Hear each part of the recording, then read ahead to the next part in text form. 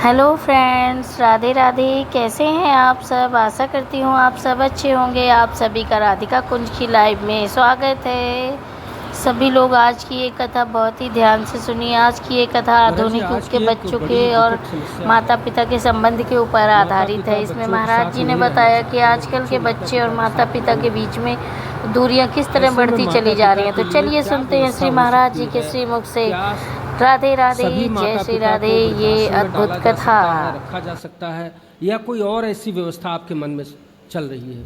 देखो, माँ बाप को वृद्धाश्रम में भेजना ये समाधान नहीं है। किसी युग में माँ बाप को वृद्धाश्रम नहीं भेजा गया। कलयुग में ही वृद्धाश्रम भेजे जा रहे हैं। अब क्या कर सकते हैं कि वृद्धाश्रम ना हो और वृद्ध माएँ वृद्ध पिता सुखी हो जाएं। अब इसके पीछे पूरा सनातन धर्म को जानना पड़ेगा, व्यवस्थाएं जाननी पड़ेंगी हमारे सनातन धर्म की। हमारे यहाँ 4 आश्रम हैं: ब्रह्मचर्य, गृहस्थ, वानप्रस्थ और सन्यास। आप अपने बेटे का विवाह करो और बेटे का विवाह करके आप अपनी गृहस्थी से मुक्त हो गए, ये समझ लो। जब आपकी आयु 50 साल की हो तब आपको बेटे का विवाह इत्यादि करके आपको भ्रमण में निकल जाना चाहिए। पहले के लोग वानप्रस्थ आश्रम का पालन करते थे।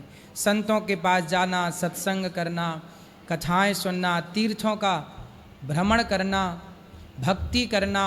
अब आजकल क्या है ना, बूढ़े बूढ़े माँ बाप भी बच्चों से अटैच होते हैं। भाई, बच्चे तो लात मार रहे हैं, बच्चे माँ बाप को स्वीकार नहीं कर रहे हैं, पर माँ बाप की मनस्थिति ऐसी है कि उनसे पुत्र का मोह नहीं छूटता। लातें बातें सुन सुन के भी माँ बाप बच्चों के पीछे भागते रहते हैं, मेरा बेटा, मेरी बेटी, मेरा बेटा। यदि माँ बाप अपने बेटों का मोह त्याग दें और कुछ संपत्ति बेटों को देकर, कुछ संपत्ति अपने पास रखकर और तीर्थ यात्रा करें, तीर्थों का भ्रमण करें, अपने हाथ पांव चलते चलते जीते जी सारे अच्छे कार्य करें, तो अपने आप उनके मन में पुत्र के प्रति वैराग्य हो जाएगा सत्संग से, फिर मोह होगा ही नहीं। आज पूरा दोष किसका है? बुढ़ापे में ऐसा है कि माँ बाप की भी गलती ये हो रही है कि माँ बाप अपने बच्चों को संस्कार नहीं दे पा रहे हैं। आजकल गलती केवल बच्चों की है, मुझे ऐसा नहीं लगता, गलती माँ बाप की भी है। माँ बाप की क्या गलती है?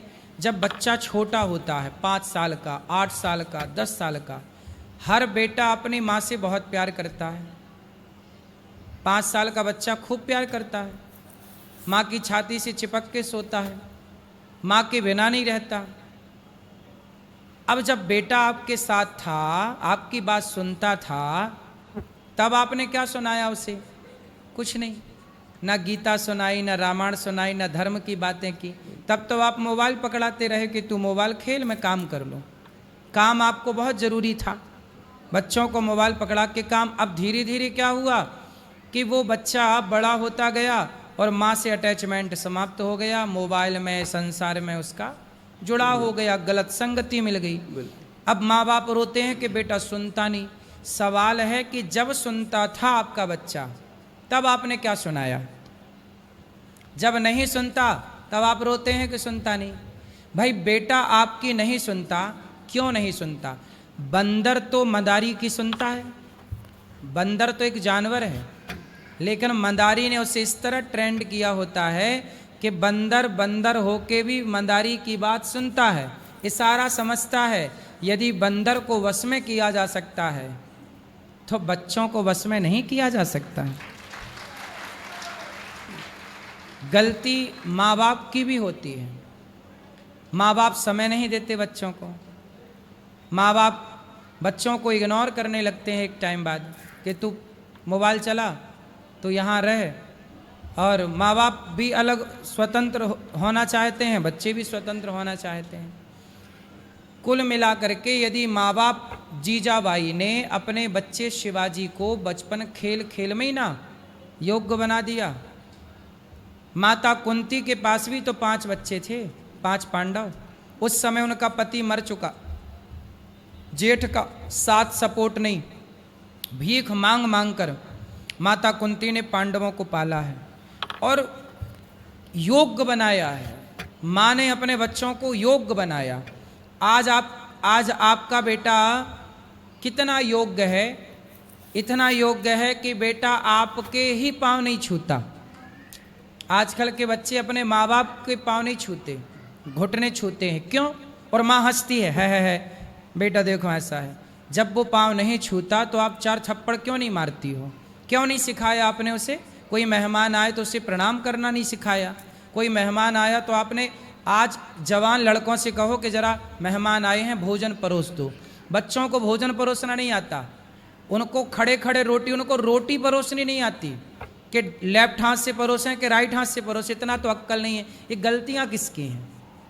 ये बच्चों की गलतियां हैं, बच्चों की रत्ती भर गलती नहीं। तुम माँ बाप जब धृतराष्ट्र गांधारी बन जाओगे तो बेटा तो दुर्योधन हो ही जाएगा। अधिकतर बेटियां आज खाना बनाना नहीं जानती महाराज जी। हाँ, बेटियां भी खाना बनाना नहीं जानती। आजकल माँ बाप बेटियों को रानी बना के रखते हैं। कुछ ना कर, अरे जब वो कुछ नहीं करेगी मायके में तो ससुराल में क्या करेगी? जहां जाएगी नाश कर देगी उस घर का।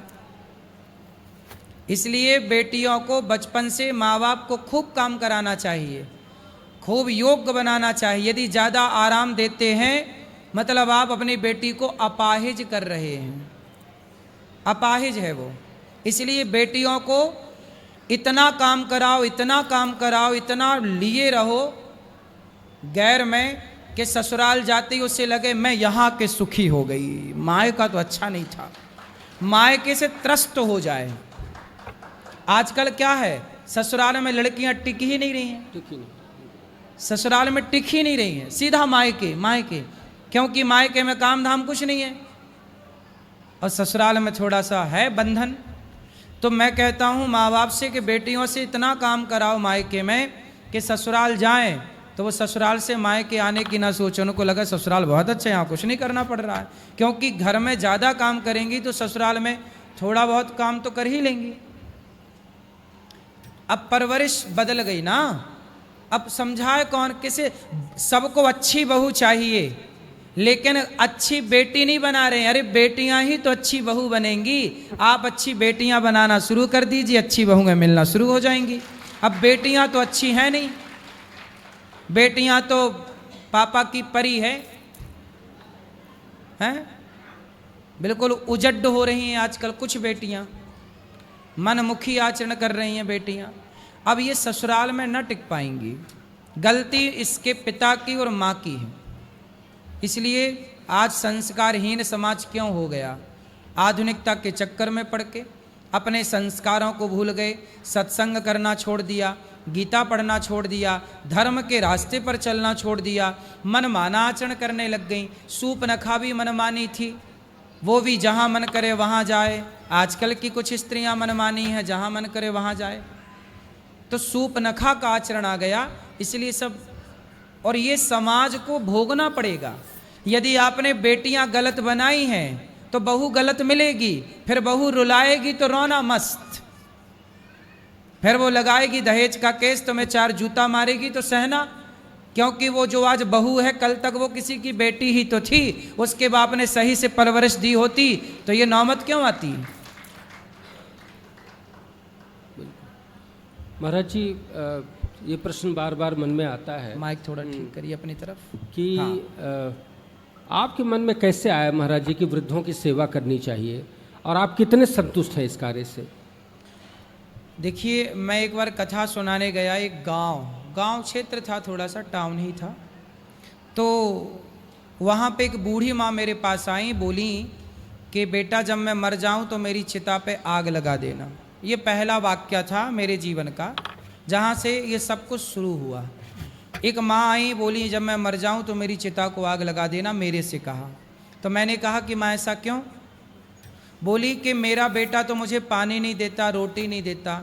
जब बेटा पानी नहीं देता, रोटी नहीं देता, जब जीते जी बेटा पानी का सहारा नहीं बना, तो ऐसे बेटे से मरने के बाद आग लेकर क्या करूँगी? मैं आग नहीं लेना चाहती अपने बेटे से। तब मुझे लगा कि भगवान कह रहे हैं कि बेटा पहले इनकी सेवा करो। देखो, आग तो लगाना बड़ी बात नहीं थी, कोई भी आग लगा सकता है, लेकिन मुझे लगा कि पहले इनकी सेवा करनी चाहिए पुत्र बनकर, फिर ज़रूरत पड़े तो फिर सब कुछ होगा। तो आज माताओं की तेरहवीं भी हम यहीं कराते हैं। बच्चे लेने नहीं आते अपनी माँ को, मृत्यु के बाद देखने नहीं आते, तो सब यहीं होता है। हेलो माय यूट्यूब फैमिली, तो आप सभी ने ये कथा सुनी। आपको ये कथा कैसी लगी? अगर आपको ये कथा अच्छी लगी हो, ज्ञानवर्धक लगी हो, तो इस चैनल को लाइक, सब्सक्राइब और शेयर करें और अपने अपने विचार कमेंट में ज़रूर लिखें। और मेरे चैनल को ज़्यादा से ज़्यादा लोग सब्सक्राइब करें और कथा सुने, मेरे व्यूज़ और अपने अपने विचार कमेंट में ज़रूर लिखकर बताएं मुझे मेरा चैनल आप सभी को कैसा लगता है, ये भी मुझे ज़रूर बताएं फ्रेंड्स। राधे राधे, जय श्री राधे, सभी का दिन शुभ हो। जय श्री राम, जय श्री राधे, जय श्री कृष्ण।